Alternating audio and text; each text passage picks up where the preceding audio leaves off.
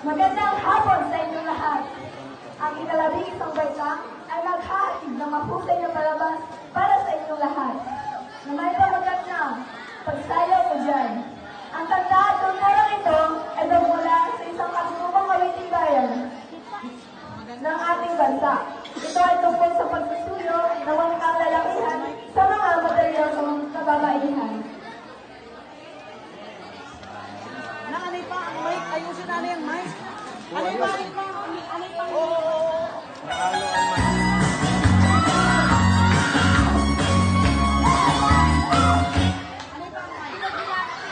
Dapat siguro pahinayan. Pahinayan siguro. Tama lang, kaya hindi na mabatian ang boses nila. Ayoko, dikit ang mic. Priority.